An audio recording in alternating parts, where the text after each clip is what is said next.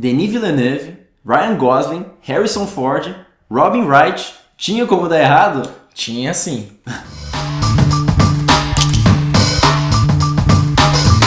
Trinta anos depois dos acontecimentos do primeiro filme lá de 82, Blade Runner 2049 conta a história de Kay, interpretado pelo Ryan Gosling, que é um replicante, mas também um caçador de androides, um Blade Runner. A função dele é aniquilar toda a linha sucessória anterior, que era muito menos obediente aos humanos. Numa dessas empreitadas, ele se depara com um segredo que pode mudar toda a relação que os humanos têm com as máquinas, os replicantes. Bom, eu tava com grandes expectativas desse filme, na verdade eu tava com um pouco de medo também, apesar de ser um diretor aí, o Denis Villeneuve tá em alta, que vem fazendo uns filmes bem legais, mas ainda assim eu tava um pouco preocupado com essa sequência desse filme. O cara tem até o DVD aqui em casa. Não, eu tenho DVD triplo, assisti os finais alternativos, vi os extras, então é um filme que eu acho que ele é bem importante pra história do cinema, assim. Ele foi um divisor de águas, principalmente na parte técnica e de efeitos especiais, que pra época foi incrível. Tirou toda uma estética cyberpunk, assim. Exatamente, ele tem influências muito fortes do Metrópolis, do Fritz Lang, que é um outro filme incrível também. E eu tava bastante animado, mas minhas expectativas foram por água abaixo. Eu acho que o filme ele tem um design de produção incrível, esse novo, ele consegue replicar muito bem esse universo que foi criado no primeiro Blade Runner, mas não é nada incrível, excepcional.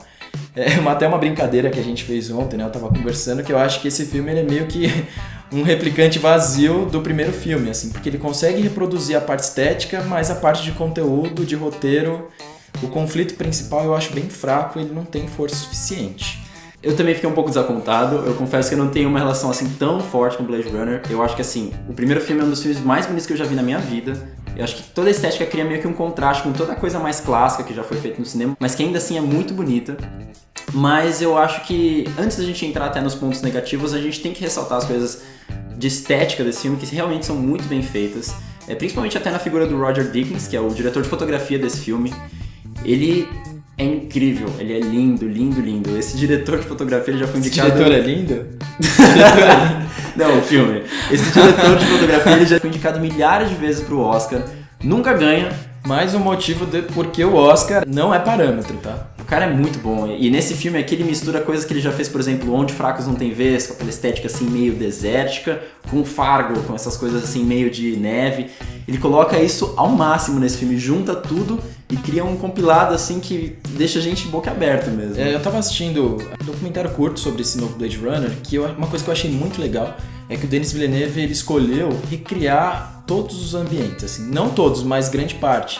Então é tudo muito palpável, os atores eles têm acesso a esse universo. Então fica muito mais fácil para ele criar toda essa atmosfera que o filme tem.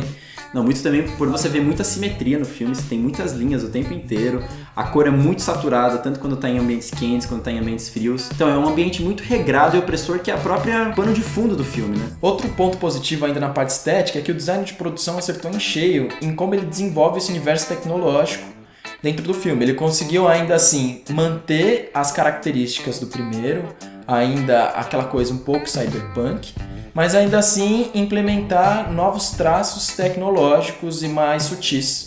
Então, por exemplo, você tem várias fissuras assim durante o filme, então tem várias cenas que você vê um holograma se relacionando com alguma coisa no mundo real e você vê ranhuras assim.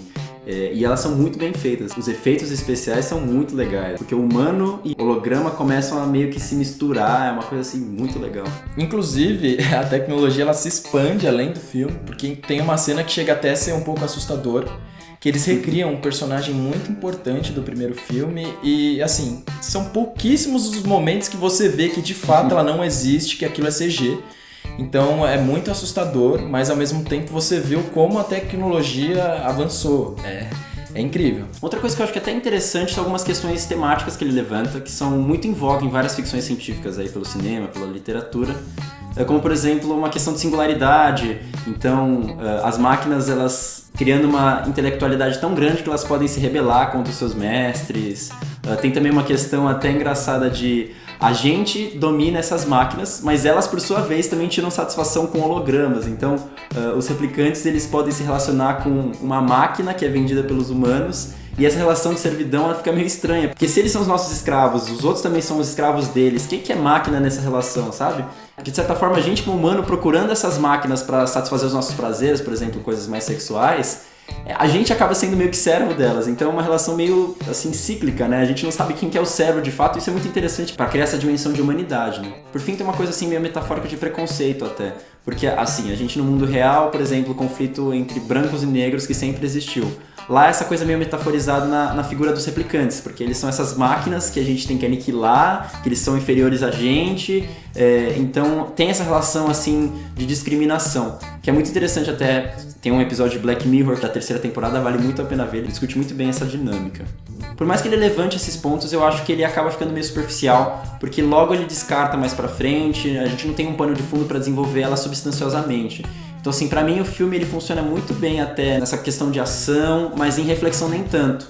E inclusive falando nessa questão de ação até, eu sei que estou me estendendo aqui, mas uma cena que eu acho muito, mas muito bonita, se passa toda num salão de festas, quando ele encontra lá um personagem importante, e aí tá no meio jogo de gato e rato, um procurando o outro, e nesse meio tempo tem toda uma questão de som, que você tá vendo uns hologramas lá no fundo do Elvis Presley surgindo, desaparecendo, da Marilyn Monroe surgindo, desaparecendo, com uma música muito forte.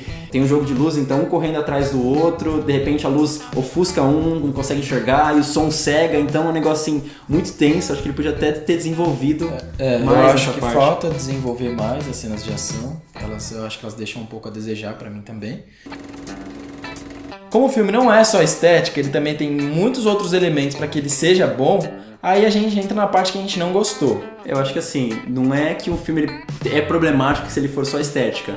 Assim, por exemplo, tem filmes, Baby Driver desse ano, eu acho que é um filme interessante, ele não tem uma história genial. Mas assim, quando o filme ele se pretende a ter uma coisa de roteiro, levantar questionamentos filosóficos, temáticos e tudo mais, eu acho que ele tem que fazer isso bem. E eu acho que ele não faz isso tão bem aqui. Até como você mesmo tinha dito, ele como filme de ação, ele até funciona bem, mas como um filme de reflexão, ele deixa muito a desejar. Principalmente pelo plot principal que ele apresenta, pelo conflito principal do filme. Eu acho que ele não tem força suficiente, ele não instiga o suficiente para ele ter o tanto de tempo que ele tem. Pelo menos pra mim. Eu acho que ele é muito longo. São 2 horas e 40 de filme. Né? É um filme muito longo e assim, ele apresenta uma série de resoluções de roteiro bem preguiçosas. Por exemplo, tem uma cena que é bem característica disso. Logo no começo do filme, não é nem spoiler, ele tá fazendo uma das descobertas lá nesse lugar que ele vai. E ele vê um piano na frente dele, ele decide tocar por alguma razão, e ele toca a tecla certa que tem algum negocinho embaixo.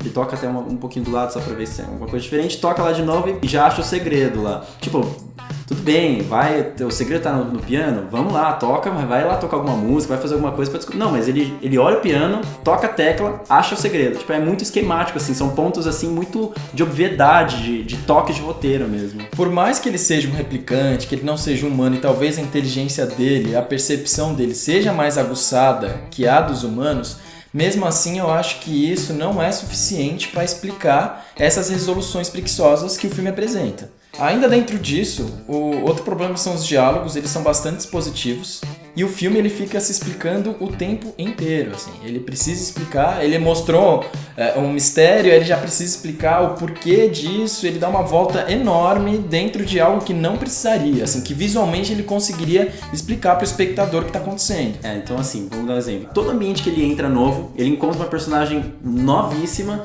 que, enfim, precisa explicar toda a razão dela existir, a razão do porquê ela tá aqui, qual que é a função dela na história, que muitas vezes ela vai desaparecer, então logo no final do filme surge, sei lá, uma gama de outros personagens que o filme se encaminha por um rumo totalmente diferente e todas essas histórias que foram contadas pra gente são totalmente descartáveis, assim. E o pior disso tudo na questão dos dispositivos não é nem os diálogos, nem esses personagens que surgem em vão, porque tem uma personagem, uma prostituta, que ela surge nos momentos que bem convém, mas os flashbacks, o filme é repleto de flashbacks, tanto do primeiro filme, quanto do próprio filme, coisa que a gente viu, sei lá, 1 hora atrás, e precisa relembrar a gente, saca? Tipo, é um negócio desnecessário, é uma coisa muito mastigadinha pra gente entender aspirações que não existem. Sim. O protagonista também, Ryan Gosling, ele não chega no tom que precisava chegar. Eu já falei isso várias vezes, eu acho que ele é um ator que ele é bem fraco.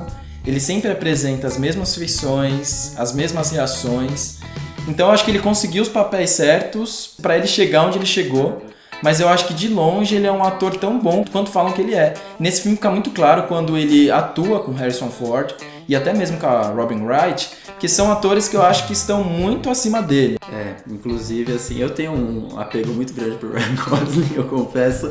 Eu entendo todas as críticas, enfim, ele é um ator, assim, um pouco limitado, eu acho que ele tem uma carisma nesse jeito meio intimista dele, meio introvertido.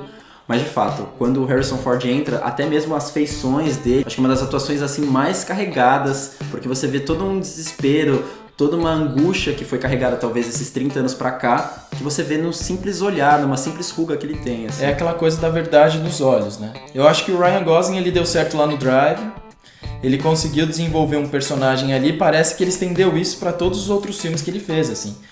Pra não falar que ele não chega nesse filme, tem 2 cenas que eu acho que são boas, principalmente uma que ele dá um grito lá de desespero, que eu acho que aquela cena até me convenceu.